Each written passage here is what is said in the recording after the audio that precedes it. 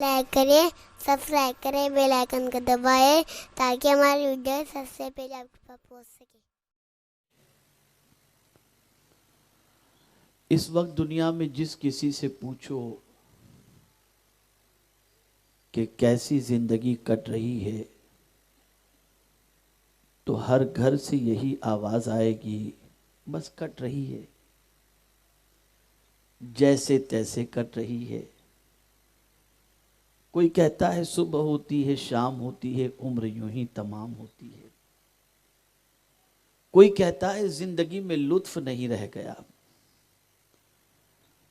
کوئی کہتا ہے زندگی میں سکون نہیں رہ گیا۔ کوئی کہتا ہے زندگی میں مزہ نہیں آتا۔ غرض کہ آپ جہاں کہیں بھی دیکھیں گے اور کسی سے بھی سوال پوچھیں گے تو الا ماشاءاللہ تقریباً لوگوں کا جواب اسی قسم کا ملے گا۔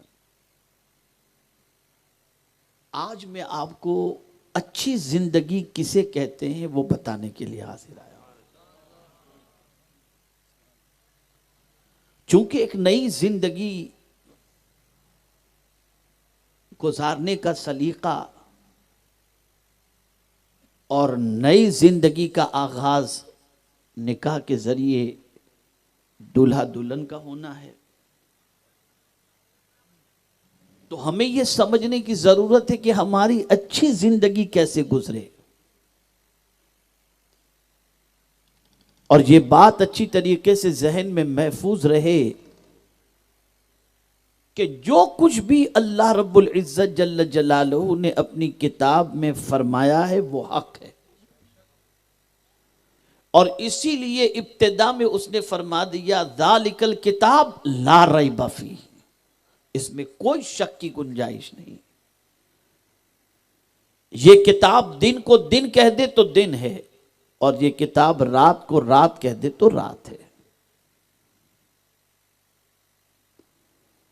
افسوس کی بات یہ ہے کہ ہم اچھی زندگی کے لیے بہت سارے دروازوں پر دستک دے کر ان سے طریقے سیکھنے کی کوشش کرتے ہیں۔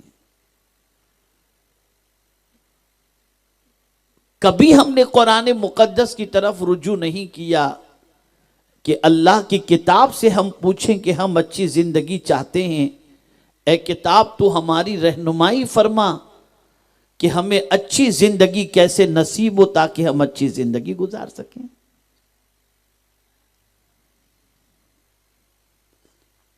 تو قرآن مقدس نے فرمایا اے اچھی زندگی کی تلاش کرنے والو، اے آرام اور سکون کی زندگی تلاش کرنے والو، زندگی کوئی اور دینے والا نہیں، زندگی دینے والی ذات اللہ کی ہے۔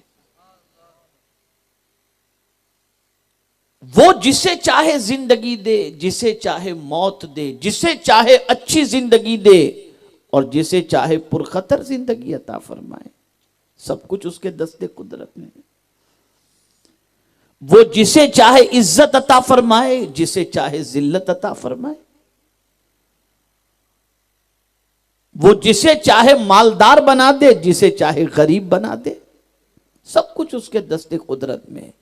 ایک یہ مندی کا پیریڈ چل رہا ہے نا، اور اس مندی کے پیریڈ کے اندر سچویشن کیا ہے؟ بہت ساروں کا دھندا نہیں چلتا تو لوگ کہتے ہیں کسی نے روزی باندھ دی۔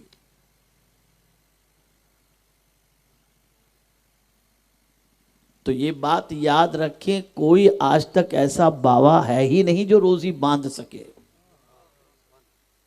اسے ذہن میں رکھو۔